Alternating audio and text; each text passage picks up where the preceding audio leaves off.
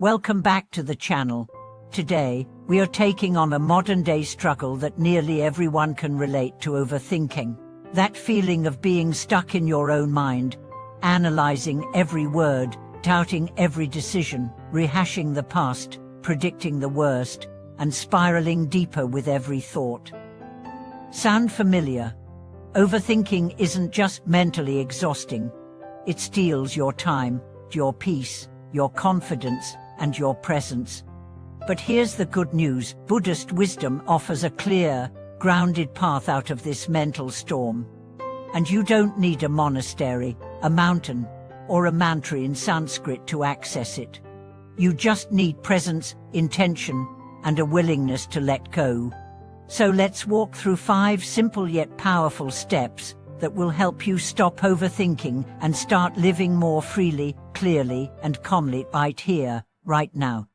Step 1. Recognize the mind's pattern. The first step is awareness. You can't stop what you don't notice, and overthinking often happens automatically. One moment you're drinking your coffee, and the next, you're 5 years into the future, imagining everything going wrong. Or worse, you're 10 years into the past, reliving a moment you can't change. Buddhism teaches us that the mind is like a wild elephant. Untamed, it causes destruction. But if you begin to observe it, without judgment, it starts to calm.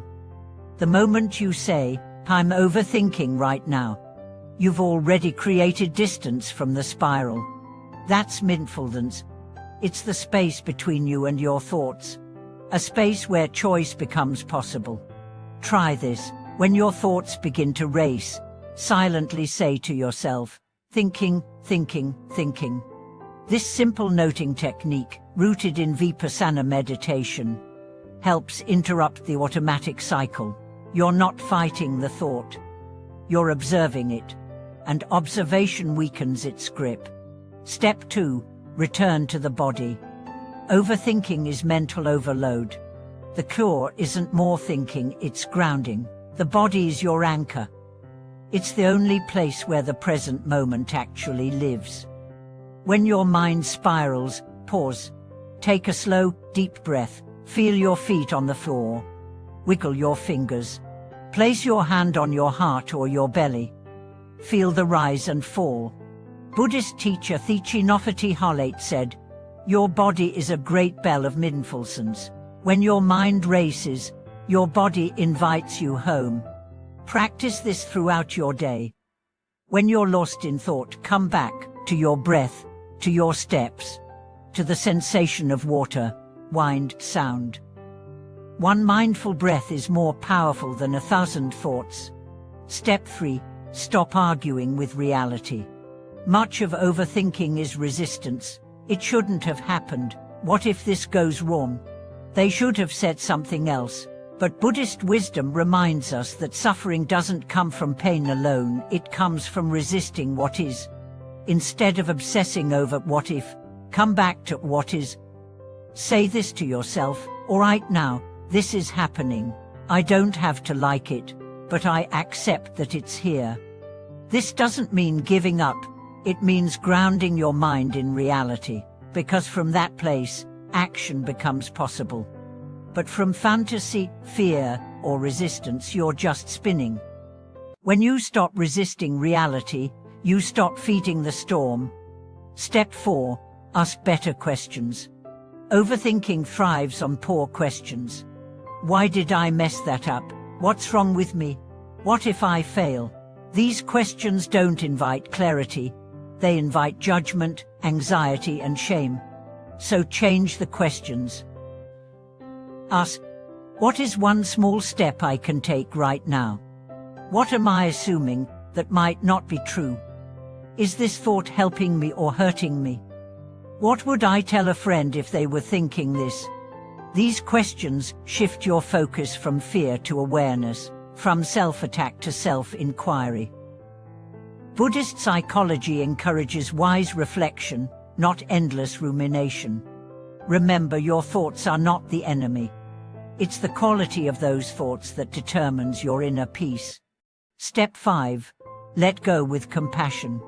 Letting go isn't about force, it's about softness. Overthinking often comes from fear of failure, rejection, or not being enough. So when you try to force your mind to stop, it fights back. Instead, meet your thoughts with compassion. Say to yourself, I'm overthinking because I care, because I want to do well, because I don't want to be hurt. And that's okay. Then gently return to the moment. You might do a loving kindness meditation. You might write your thoughts down and burn the paper. You might simply smile and say, "Thank you, mind. But I don't need this story right now." Letting go isn't one big action.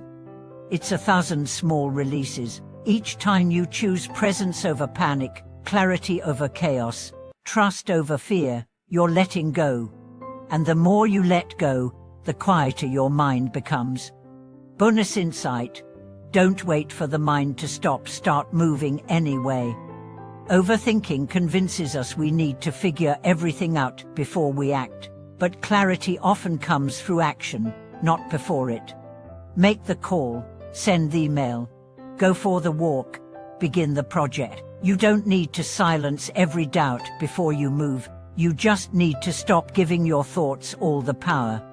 One of the core teachings of Buddhism is right action, acting in alignment with wisdom and compassion, even in uncertainty. You don't have to be thought-free to act.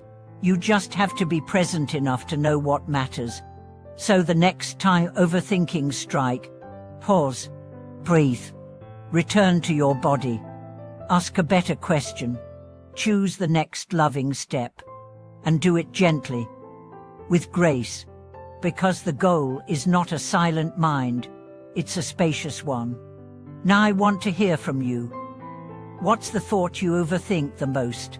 And what step are you willing to take to release it? Share in the comments. Let's support each other on this path of peace. If this video helped calm your mind, give it a like, subscribe to the channel, and turn on notifications. This is your space to think less, feel more, and live from your center. Thank you for your presence. Until next time, breathe deeply, act wisely, and remember, you are not your thoughts. You are the stillness behind them.